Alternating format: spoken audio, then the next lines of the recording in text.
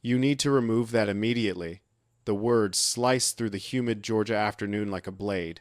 That marking is completely inappropriate for a family neighborhood. I stopped dead in my tracks, my daughter Sophia frozen beside me. We were standing just beyond the fountain at Willow Ridge Estate's main entrance, that pretentious marble monstrosity with "Preserving Excellence" since 2018 carved into its base. The woman blocking our path stood with her arms crossed, designer sunglasses perched on her head like a crown, her expression radiating disgust. I said, "Now, young lady, cover that up or leave the common areas." Sophia's hand instinctively moved to her collarbone, fingers brushing the black ink that peeked above her tank top. The numbers 847M, delicately framed by a small phoenix rising from ashes. "Excuse me?" My voice came out flat, controlled. 23 years as a digital forensics analyst had taught me to stay cold when everyone else heated up.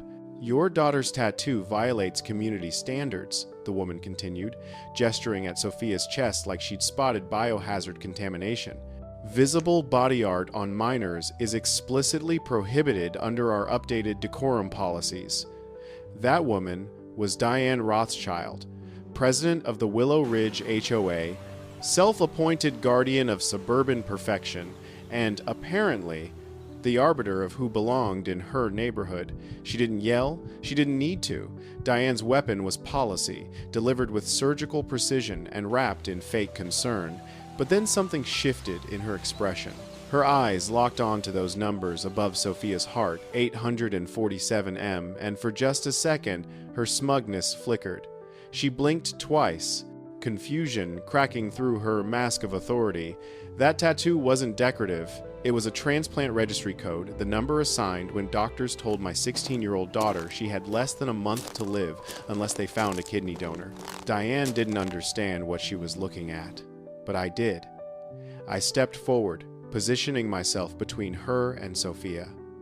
"That policy you're about to cite," I said quietly, "didn't exist yesterday, and if you're planning to write her up for visible body markings, you'd better have a timestamp on that rule.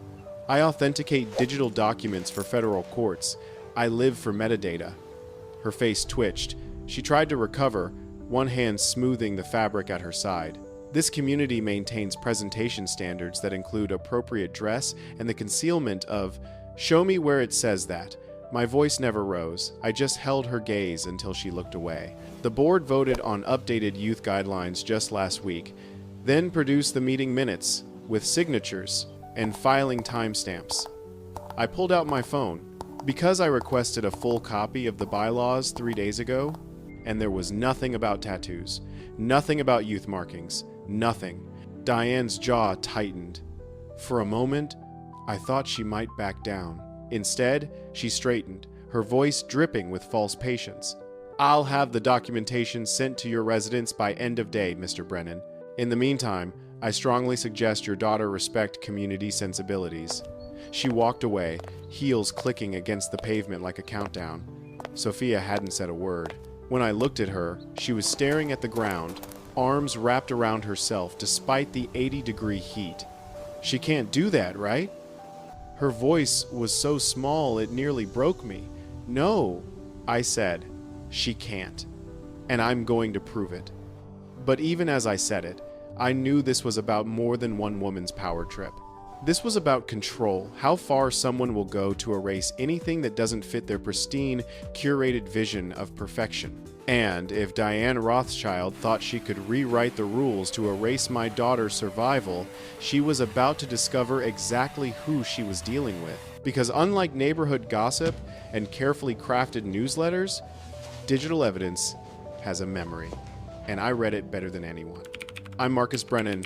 I don't yell, I dissect. For 23 years, I've worked as a senior digital forensics analyst, testifying in courtrooms from Atlanta to Miami, dismantling fabricated emails, doctored contracts, and timestamp fraud. What I lack in small talk, I make up for in ironclad proof. I also buried my wife, Jennifer, 2 years ago last month, stage 4 ovarian cancer. She fought for 3 years longer than any doctor predicted. That fountain Diane Rothschild stood beside when she tried to humiliate Sophia? Jennifer designed it. drew up the plans herself during her second round of chemo, pitched it to the HOA board as a legacy project, and fundraised every penny. The plaque at its base reads, "Jennifer Brennan, her strength flows eternal." Sophia's tattoo, the one Diane decided violated her sense of order, was inked 6 months after Jennifer died. After Sophia spent 8 weeks in Emory University Hospital waiting for a kidney that almost didn't come, after she flatlined twice on the operating table, after doctors said the anti-rejection medications might not work. That number, 847M, was her donor match code. The number she whispered in her sleep during recovery.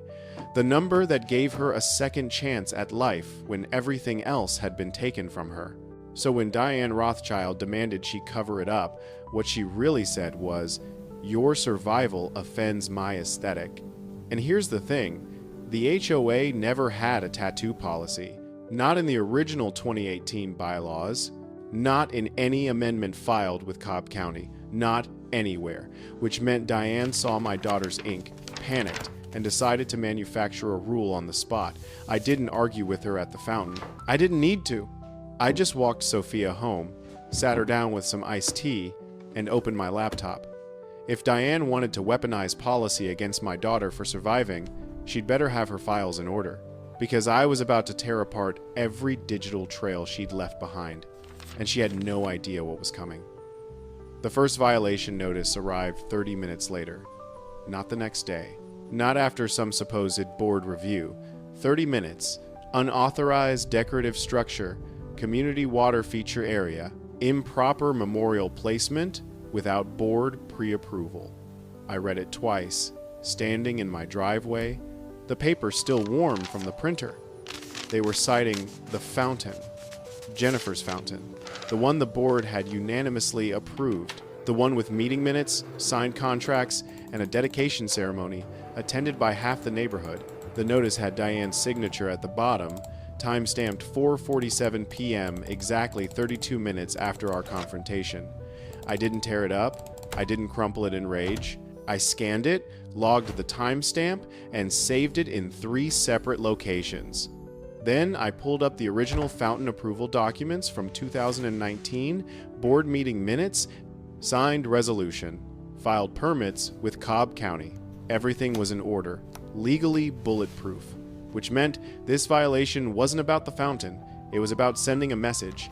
I can make your life hell, and there's nothing you can do about it. By the next morning, 2 more notices appeared. Mailbox color noncompliance, unapproved shade variation. Our mailbox was black, the same black as 40 other mailboxes in Willow Ridge. I checked.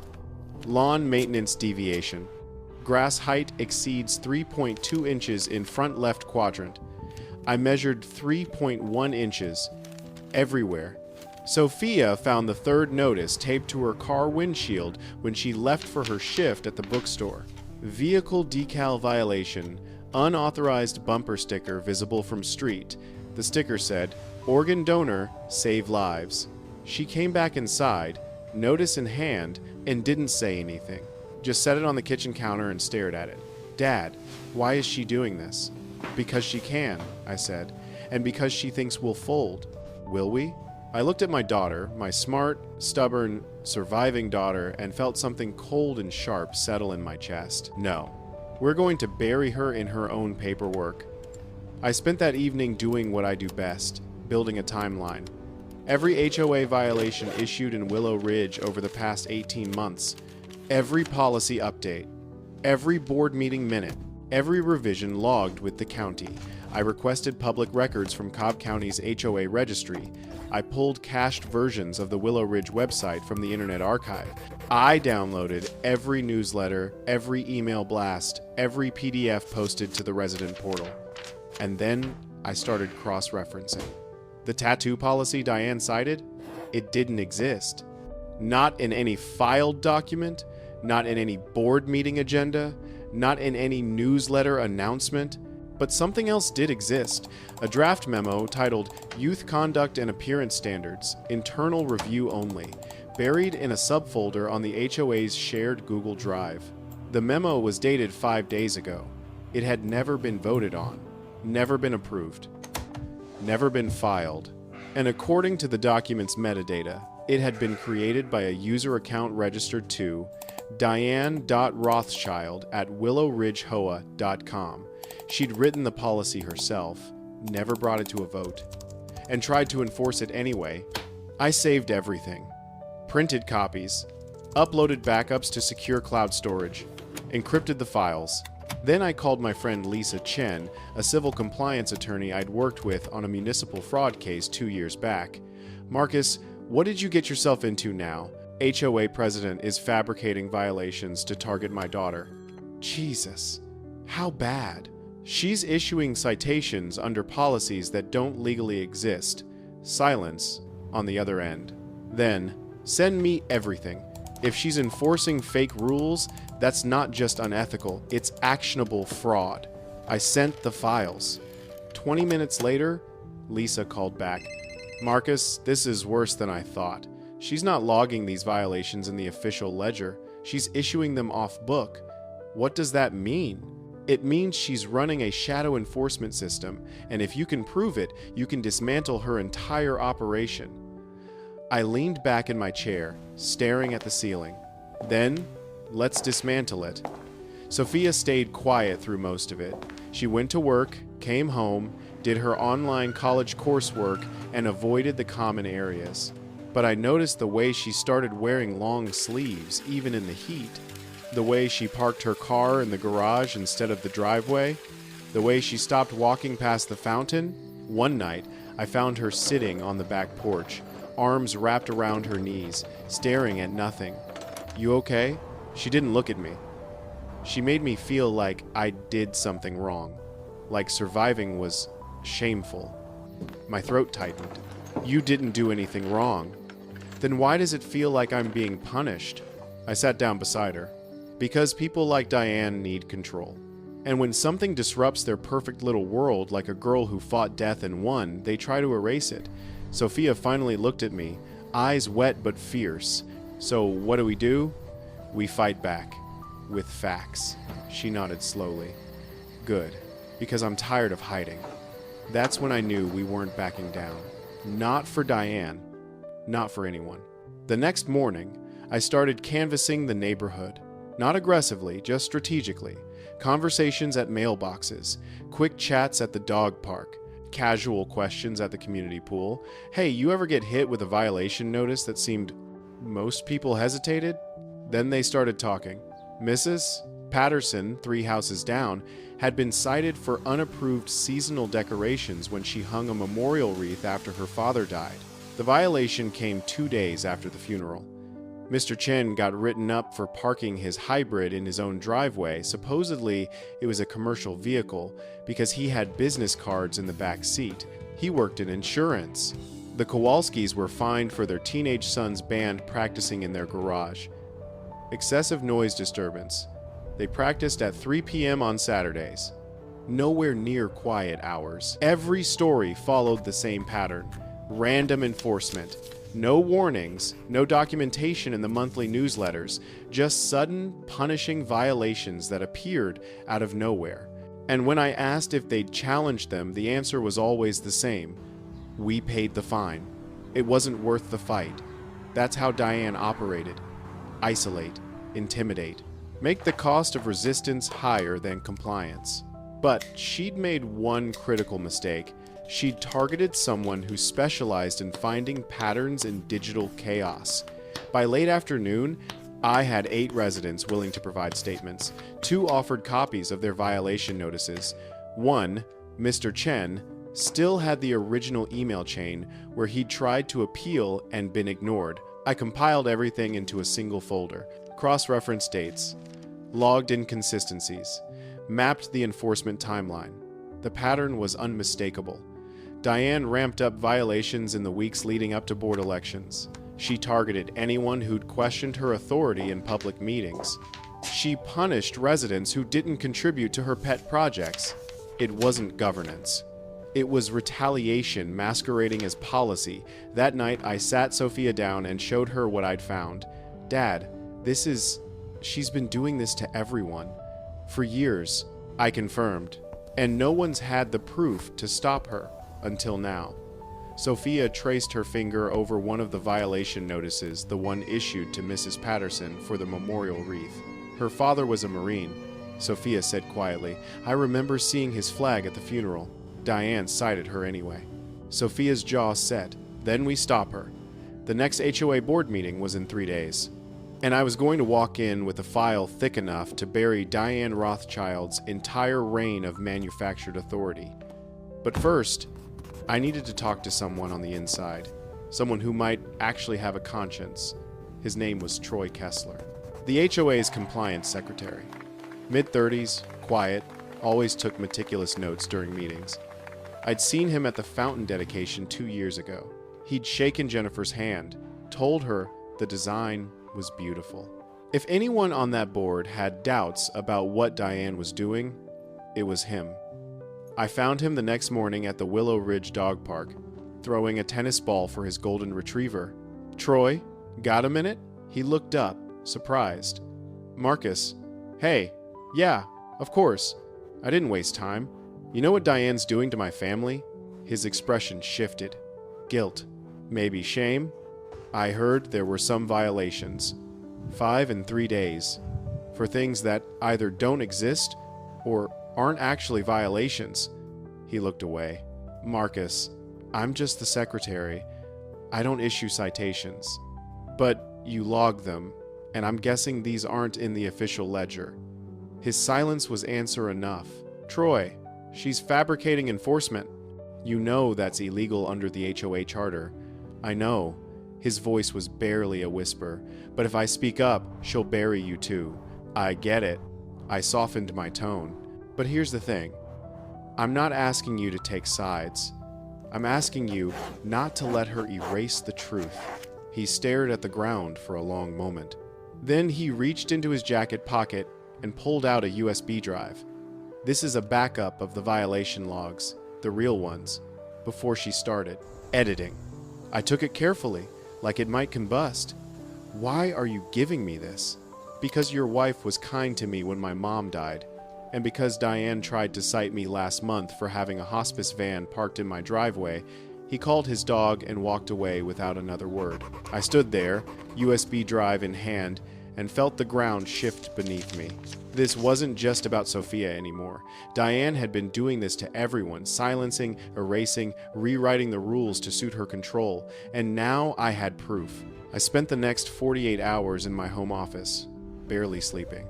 The USB drive Troy gave me was a goldmine, a full archive of the HOA's violation tracking system before Diane started tampering with it. I cross-referenced every entry against the current public ledger. Dozens of discrepancies, violations that had been removed, fines that had been altered, warnings that had disappeared entirely. And buried in a subfolder labeled Executive Notes, I found something that made my blood run cold. A spreadsheet, resident names, dates, violation codes, but no official documentation, just raw tracking. And there, 3 lines from the bottom. Brennan, M, Fountain, Memorial. Escalate for removal. Non-compliance precedent. Dated 2 weeks before Diane confronted Sophia. She'd been planning this. The fountain was always the target. Sophia's tattoo was just the trigger. I opened the metadata panel on the Youth Decorum Policy PDF, the one Diane had cited when confronting Sophia. The file properties told the whole story. Creation timestamp, 4:19 p.m., the same day, 12 minutes after the confrontation at the fountain. But it got worse. I drilled into the document's XML structure, examining the edit history buried in the file's guts. There, plain as day, was a copied text block lifted directly from a 2023 memo about pool attire regulations. Diane hadn't just written a new policy. She'd plagiarized language from an old, unrelated document and tried to pass it off as established law. The PDF's author, Metadata, confirmed it. Created from Diane's personal Adobe license, not the HOA's official document management system. I cross-checked the file signature against the HOA's charter. Section 6.1d was explicit. All amendments to community standards must be reviewed, approved, and ratified by a minimum of 3 board members before enforcement. Only one signature appeared on this document, Diane's. Auto-filled by the software, not even manually entered. No board vote, no meeting minutes, no public notice, no legal standing whatsoever. I exported the full forensic audit trail, annotated every procedural violation, and sealed it with a SHA-256 cryptographic hash. Then I drafted my expert declaration, Certified Forensic Analysis, Document Youth Decorum Addendum V2 PDF, Analyst Marcus Brennan, Senior Digital Forensics Specialist, Federal Expert Witness, 19 trials, 4 state jurisdictions. Findings document created after cited enforcement action. Text plagiarized from unrelated source document. Authored outside official HOA systems. 0 board approval or ratification. Direct violation of HOA Charter Section 6.1d. Conclusion. Document lacks legal authority for enforcement purposes. I printed 3 copies. Encrypted digital versions went to secure cloud storage, Lisa's law office server, and a peer-reviewed evidence repository used in civil litigation. By midnight, the case was built, airtight, irrefutable. I sat back and looked at the photo on my wall, Jennifer and Sophia at the fountain dedication, both smiling, both fighting, both refusing to disappear. She picked the wrong family, I said to the empty room. The email arrived at 6:47 a.m. Subject: Immediate action required. Escalated violation. Due to continued non-compliance and refusal to remove unauthorized memorial structure, the Willow Ridge Board has authorized third-party removal services. You have 48 hours to comply voluntarily. Failure to do so will result in removal costs being added to your HOA account, with potential lien placement on your property. No signature, no vote record, just the HOA logo and Diane's implicit threat. She was moving faster now, trying to finish the job before her power eroded completely. But she wasn't watching closely enough. I forwarded the email to Lisa with a 2-word message. She's escalating. Lisa called back in under 5 minutes. Marcus, this is good for us. She's panicking. Desperate people make mistakes. How do we use it? We file for an emergency injunction. She's threatening to destroy property without proper authority. That gives us grounds for immediate judicial intervention. How fast can you file? I'll have it submitted by noon. I hung up and walked outside. The fountain stood serene in the morning light, Jennifer's plaque gleaming with fresh dew. Sophia was already there, sitting on the stone edge, fingers tracing her mother's name. They're coming for it, she said, without looking up. Not if I have anything to say about it. She finally turned to face me. What if we lose? We won't. But what if? Sophia. I sat beside her. Your mother didn't build this fountain to be temporary. She built it to last. Just like she raised you to last. Diane can't erase that. No matter how hard she tries. Sophia nodded, then stood. Then let's make sure she knows it. That afternoon, I did something I rarely did. I went door to door. Not to canvass, this time, to mobilize. Mrs. Patterson, Mr. Chen, the Kowalskis, every resident who'd been targeted, every family who'd paid a bogus fine rather than fight. There's a board meeting tomorrow night. I need you there. Most agreed, immediately. Some hesitated. What if she retaliates? Mrs. Patterson asked. She's already retaliating, I said. The question is whether we let her keep doing it. By evening, I had commitments from 14 residents. Enough to fill the meeting room. Enough to show the board that this wasn't just one family's grievance. This was a community uprising. The Willow Ridge Clubhouse was packed, not just with the usual retirees and board loyalists, actual residents. Younger families. People I'd never seen at a meeting before. The room buzzed with low conversation and electric tension hanging in the air. Diane sat at the head table, and this time I finally saw what everyone had been talking about. She wore a crimson-red blazer that hugged her frame, draped open to reveal a black silk blouse with a deep V-neck. Her matching pencil skirt had a subtle slit, and her glossy red heels clicked softly when she shifted position. Her chestnut hair fell in waves past her shoulders, and her lips gleamed with bold red lipstick. She looked composed, confident, Every inch, the woman who'd ruled this neighborhood with an iron fist, wrapped in designer fabric, until I walked in carrying a document box. Her eyes flicked to me, then to the box, then to Troy, who was sitting 2 seats away, staring at his notepad like it contained the secrets of the universe. "Good evening, everyone," Diane began, her voice smooth as silk. Tonight's agenda includes updates on landscaping contracts, pool maintenance schedules, and point of order. I stood. "I'd like to address violations issued under unapproved policies." The room went silent. Diane's smile didn't waver, though something flickered in her eyes. "Mr. Brennan, if you have a concern, you can submit it in writing through proper channels. I have submitted it 5 times and received 0 response." I opened the box and pulled out a binder thick enough to be a doctoral thesis, so I'm raising it now, publicly. She shifted in her seat, her blazer catching the overhead lights. "This is highly irregular. So is enforcing fake rules." Murmurs rippled through the room. I caught Mrs. Patterson nodding, Mr. Chen leaning forward in his seat. I placed the first document on the projector. The tattoo policy memo appeared on the screen behind me, timestamps and metadata visible. This draft was never voted on, never approved, never filed with Cobb County. But you cited it when you ordered my daughter to cover her transplant survivor tattoo. Diane's jaw tightened almost imperceptibly. That was a misunderstanding based on preliminary policy discussions. It wasn't. I clicked to the next slide. The metadata panel filled the screen, showing creation timestamp, author credentials, and license information. You created this document 5 days before confronting her. Then you enforced it as if it were established law. That's not policy, that's forgery. Someone in the back row gasped. Another slide. The violation ledger comparison, Troy's backup files against the current public record. Dozens of entries highlighted in red where violations had been removed, altered, or backdated. These violations were scrubbed from the official log. Fines were changed, entire cases erased, all under your administrative account. That's a baseless accusation. It's not an accusation. It's metadata, Mrs. Rothschild. Digital fingerprints.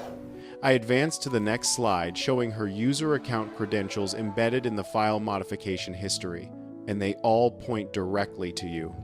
The room erupted, not in shouting, but in urgent whispers, as residents turned to each other, phones coming out to photograph the screen, the reality of what they were seeing settling over them like a heavy blanket. Troy finally spoke, his voice quiet but steady enough to cut through the noise. She asked me to delete entries from the master log. I refused. So she accessed the system herself and did it anyway. Diane's face flushed crimson, nearly matching her blazer now. "Troy, you're way out of line." "No, you are." He stood, and I saw his hands shaking slightly. "I watched you fabricate violations, backdate policies, and systematically target residents who questioned your authority. I stayed silent because I was terrified of becoming your next target. But I'm done being complicit." "You'll lose your position for this," Diane said, her voice dropping to something darker. "I already resigned," Troy replied. 2 hours ago. Emails in your inbox." Diane opened her mouth, then closed it. For the first time since I'd known her, she looked genuinely rattled. I wasn't done. "Let's talk about the fountain." I clicked to the next slide, the spreadsheet from her executive notes folder. 2 weeks before confronting my daughter, "You flagged my family's memorial for escalated removal. Not because it violated any rule, because you wanted it gone." I let that hang in the air for a moment. My wife designed that fountain while dying of cancer. The board unanimously approved it. It was properly permitted and legally installed. But you decided it disrupted your aesthetic vision of this community. Mrs. Patterson stood up. She cited me for hanging a memorial wreath for my father 2 days after his funeral. Mr. Chen rose next. She fined me $300 for parking my car in my own driveway. One by one, residents began standing. The Kowalskis, the Washingtons, even people I didn't know, all with stories of arbitrary enforcement, manufactured violations, and silent retaliation. The board members beside Diane were shifting uncomfortably now, exchanging glances, the reality of their president's reign becoming impossible to ignore. Motion to suspend President Rothschild pending external audit and charter compliance review, said board member Patricia Stokes, an older woman who'd been silent through most of Diane's tenure. Second came immediately from James Whitfield, the board treasurer. 4 hands went up, then 5.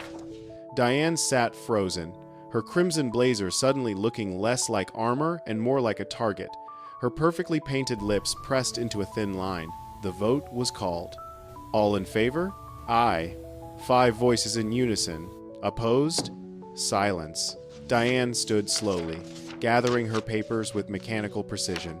Her heels clicked across the tile floor, each step deliberate, controlled, refusing to show weakness even in defeat. She paused at the door, turned back once as if to say something, then thought better of it.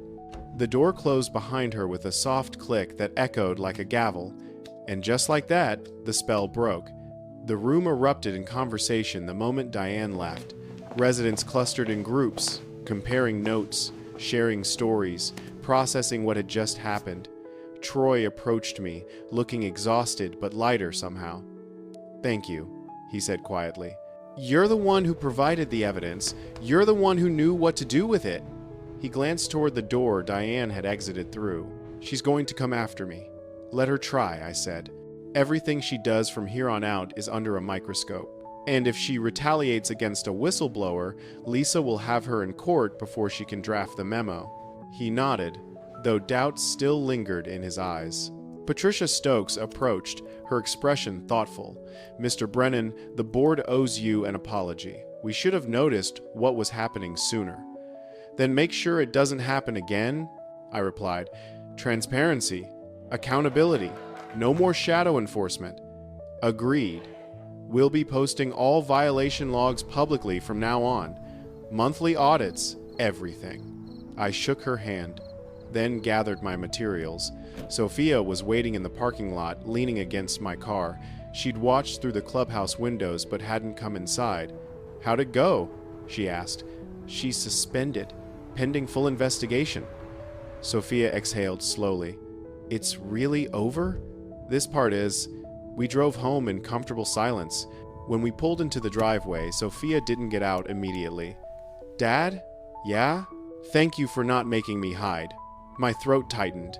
"You never should have had to." Diane's resignation arrived via email 3 days later. Terse, professional, and devoid of any acknowledgement of wrongdoing. After careful consideration, I have decided to step down as president of the Willow Ridge HOA, effective immediately. I wish the community continued prosperity. No apology, no explanation, just a quiet exit that reeked of legal counsel. But the real story wasn't in her resignation, it was in what came after. The HOA board hired an independent auditor, a firm specializing in community governance compliance. Their report, released 2 weeks later, was devastating. Over 200 violations issued in the past 18 months, 73 of them either fabricated, backdated, or lacking proper authorization. Approximately $47,000 in fines collected under questionable circumstances. The board voted to refund every penny. Some residents donated their refunds back to a new community fund, others kept them, but everyone got the choice. More importantly, the board implemented new oversight protocols. All violations now required dual sign-off. All policy changes needed 30-day public comment periods. And every enforcement action was logged in a publicly accessible database with full audit trails. Troy was offered his position back. He declined, but agreed to serve as an external compliance consultant, reviewing quarterly audits to ensure accountability. 3 weeks after Diane's resignation, the neighborhood started changing in small but meaningful ways. The Pattersons hung a permanent memorial flag for Mrs. Patterson's father. No one said a word. Mr. Chen parked his car in his driveway every single day. No violations appeared. The Kowalska's son's band played on Saturday afternoons, and neighbors started bringing lawn chairs to listen. And the fountain? It became something more than a memorial. One morning, I found a small arrangement of flowers placed at its base. A note tucked underneath read, "For Jennifer, and for all of us who survived." More appeared over the following days. Flowers, cards, small tokens. The fountain transformed into an impromptu community memorial, a place where survival was celebrated, not hidden. Sophia added her own touch. She created a small weatherproof plaque and mounted it beside her mother's. This space honors stories too important to erase. If you're fighting, you belong here. If you've survived, you belong here. Your scars are not violations, they're victories. No one from the HOA objected. In fact, the board officially designated the fountain area as a community reflection space where residents could add memorial items without prior approval. The first day of the new semester, Sophia came home from Georgia State with unexpected news. "I'm changing my major." I looked up from my laptop. "To what?" "Public policy, with a focus on community governance and civil rights." I smiled. "Because of what happened?" "Because I don't want anyone else to go through it." She sat down across from me. "There are thousands of HOAs across the country, Dad, and most people don't have a forensic analyst father to fight back. Someone needs to advocate for them. That's a hell of a fight to take on." "I know." She traced the tattoo on her collarbone absently, a gesture I'd seen her do 100 times now. "But I survived for a reason. Might as well make it count." Pride swelled in my chest, sharp and fierce. "Your mother would be so proud of you." "I think she already knew," Sophia said softly. "That's why she built the fountain. She was showing me how to make something permanent out of pain." 6 months later, Willow Ridge held its first open forum under the new board leadership. The clubhouse was packed again, but the energy was completely different. Collaborative instead of confrontational, transparent instead of secretive. Patricia Stokes opened the meeting. "Before we begin regular business, I'd like to recognize someone who reminded us what community accountability looks like." She gestured toward me. "Marcus Brennan exposed systematic violations of our charter and resident rights. Because of his diligence, we've implemented reforms that make Willow Ridge a more just and transparent community. Marcus, would you like to say anything?" I stood, uncomfortable with the attention but understanding its importance. "I didn't do this for recognition. I did it because my daughter was punished for surviving, and once I started digging, I realized she wasn't alone." I looked around the room. Every person in this room has a story, a struggle, a scar. The question isn't whether those stories fit someone's idea of perfect. The question is whether we have the courage to let them exist. Applause rippled through the room. Not thunderous, thoughtful, the kind that means people actually heard you. As I sat down, Sophia squeezed my hand. Later, as residents filtered out, several people approached me. Some thanked me. Some shared news stories of past injustices they'd never reported. But one conversation stood out. A young couple with a toddler, new residents who'd moved in after Diane's departure, approached hesitantly. "Mr. Brennan?" the woman said. "We just wanted you to know. We almost didn't buy here. We heard rumors about the HOA being strict, but then we found out what you did, and we figured any community willing to hold its leaders accountable was worth joining." Her husband added, "Our daughter has a visible birthmark. In our old neighborhood, we got comments, stares. One neighbor even suggested we look into removal options. She's 3. The woman's voice caught. When we saw the plaque at the fountain, the one about scars being victories, we knew we'd found the right place. I didn't trust my voice, so I just nodded. After they left, Sophia turned to me. "See? It's spreading." "What is?" "The idea that survival deserves space, that people don't have to hide." She smiled. "Mom would call that a legacy." She was right. A year after the confrontation at the fountain, Willow Ridge held a dedication ceremony. The board had voted to expand the community reflection space, adding benches, a garden path, and a central sculpture, a phoenix rising, designed by a local artist who'd survived breast cancer. They invited Sophia to speak at the unveiling. She stood at the podium, the Georgia sun warm on her shoulders, wearing a sleeveless dress that left her tattoo fully visible. The numbers 847M and the phoenix catching the light. "A year ago, I was told this tattoo was inappropriate," she began, "that it violated community standards, that it made people uncomfortable." She paused, looking out at the crowd of neighbors. And maybe it did. Maybe it still does. Because survival isn't comfortable. It's messy and visible and impossible to ignore. But that's exactly why it matters. My mom designed that fountain while she was dying. She didn't do it to make people comfortable. She did it to leave proof that she was here, that she fought, that her life meant something beyond the disease that took it. This tattoo is my proof that I fought, that I'm still here, and that no policy, no violation notice, no person who values order over humanity can take that away from me. So to anyone who's been told their story is too loud, too visible, too uncomfortable, I see you. This space sees you. And you belong here exactly as you are. The applause was immediate and sustained. I watched from the side, tears streaming down my face without shame. After the ceremony, as people mingled in the new garden space, a teenager approached Sophia. She couldn't have been more than 14, wearing a long-sleeve shirt despite the heat. "Can I ask you something?" the girl said quietly. "Of course." "Does it ever stop feeling like you have to hide?" Sophia gently rolled up the girl's sleeve, revealing burn scars along her forearm. "It stops," Sophia said softly, "when you decide your story matters more than their comfort. It's scary, but it's also freedom." The girl's eyes welled up. What if they stare? "Let them. You survived fire. They're just surviving boredom." The girl laughed through tears, and for the first time since we'd arrived, she rolled up her other sleeve too.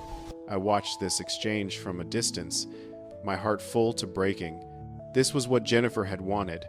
Not just a fountain, not just a plaque, but a place where survival could be loud, where scars could catch sunlight, where the people who'd fought through hell could stand without apology. That evening, Sophia and I sat on the bench by the fountain, Jennifer's bench, now joined by 3 others in the expanded garden. The plaza lights had come on, casting a warm glow over the phoenix sculpture. The water burbled softly. Somewhere nearby, the Kowalski's son's band was practicing. The music drifted through the evening air. "Think Diane ever regrets it?" Sophia asked. "Honestly, I doubt it. People like her rarely do. They just find new places to enforce their version of order. That's depressing." "Maybe, but look around." I gestured at the garden, the memorial items left by residents, the new benches already holding small groups in quiet conversation. "She tried to erase you. Instead, she created this. A whole community that decided survival matters more than appearances." Sophia smiled, tracing her tattoo one more time. "Mom would love this. She'd be proud as hell." We sat in comfortable silence as the sky deepened to purple, then navy. Stars began appearing overhead, the same stars Jennifer used to point out during her final summer, naming constellations Sophia would carry forward. My phone buzzed. A text from Patricia Stokes. "Next board meeting agenda item. Renaming the Reflection Garden. Proposed name, the Jennifer Brennan Memorial Garden. Residents voted 127 to 2 inches favor. Thought you should know before the official announcement." I showed Sophia the message. She read it twice, tears streaming down her face. "Dad, I know. She really did it. She made something permanent." "So did you," I said. "You refused to hide. And because you did, 14-year-old girls with burn scars now have permission to take up space." Sophia leaned her head on my shoulder, just like she used to when she was small, before hospitals and transplants and tattoos became part of our vocabulary. "We won, didn't we?" "Yeah," I said. "We did." 2 years later, Sophia graduated with her degree in public policy. Her thesis focused on HOA governance reform and resident rights protections. It was published in a community advocacy journal and cited in 3 state legislative proposals for HOA oversight. She got a job with a nonprofit that provided free legal assistance to residents facing HOA violations. Within her first year, she helped overturn 47 bogus citations and got 2 HOA boards placed under court-ordered supervision. I continued my forensic work, but took on more pro bono cases involving document fraud and community governance. Word spread. Other neighborhoods reached out. The techniques I'd used to expose Diane became a template for residents fighting similar battles across Georgia, then neighboring states. Willow Ridge thrived under transparent leadership. Property values increased not because of stricter rules, but because people actually wanted to live in a community that valued humanity over aesthetics. The Jennifer Brennan Memorial Garden became a destination. People from other neighborhoods visited, took photos, left their own tokens of survival. It appeared in a magazine article about compassionate community design. A documentary filmmaker interviewed Sophia there about the intersection of health, identity, and public space. And the fountain? It still flows. The plaque still gleams. And every spring, Sophia and I plant new flowers around its base, a ritual, a remembrance, a refusal to let beauty be sanitized of its pain. 5 years after that confrontation at the fountain, I received an unexpected email. The sender, Diane Rothschild. My finger hovered over the delete button, but curiosity won. Mr. Brennan, I doubt you want to hear from me. I don't expect forgiveness, and I'm not asking for it. But I wanted you to know that what happened at Willow Ridge changed my life, just not in the way you might think. I lost my position, lost friendships, had to move 2 counties away to escape the reputation. For a long time, I blamed you and your daughter for ruining everything I'd built. But therapy and a lot of uncomfortable self-reflection forced me to see what I'd actually built. A prison of perfection, where humanity wasn't welcome. I controlled because I was terrified of chaos.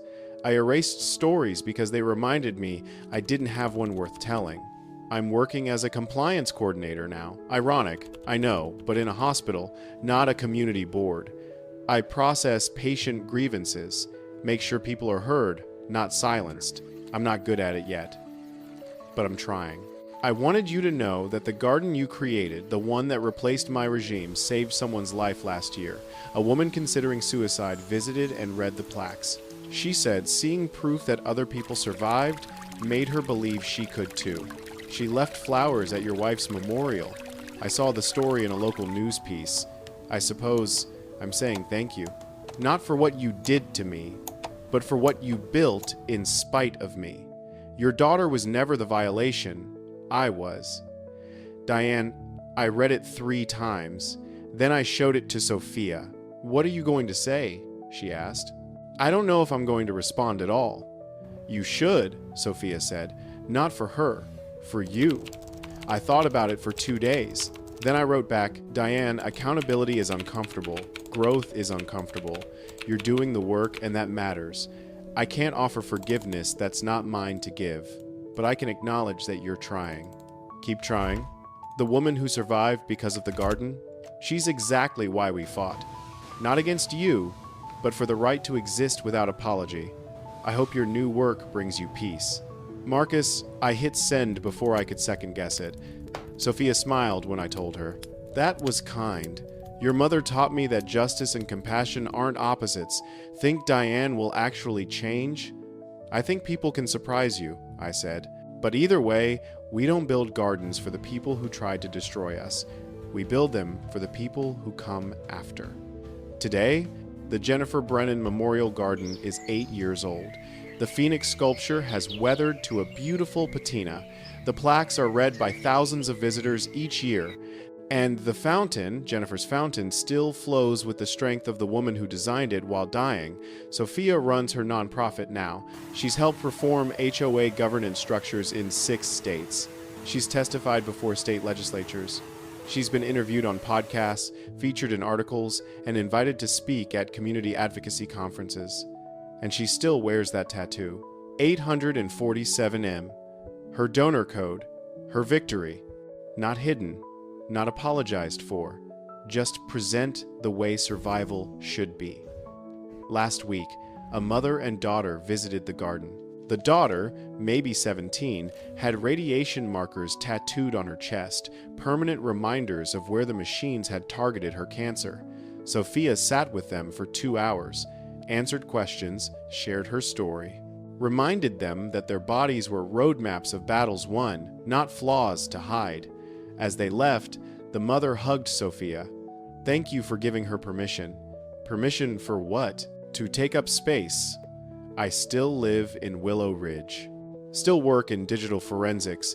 Still walk past that fountain every morning and think about Jennifer's hands shaping the stone, refusing to let cancer have the final word. And every time I see someone stop to read the plaques, to leave flowers, to sit on the benches and trace the words carved into metal and stone, I'm reminded that the most radical act isn't fighting power, it's refusing to disappear. Diane Rothschild tried to erase my daughter for surviving too loudly.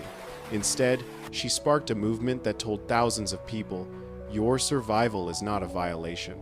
Your scars are not shameful. Your story deserves space. And no policy, no board, no person who values order over humanity gets to take that away. If you've ever been told your story is too loud, too messy, too real, this one's for you. If you've ever been punished for surviving in public, for refusing to hide your scars, your struggles, your truth, you're not alone. Subscribe, because there are more battles ahead, and you'll want to be there when they break wide open. Drop a comment. What injustice should we tackle next? Because silence has never protected anyone. But the truth builds gardens.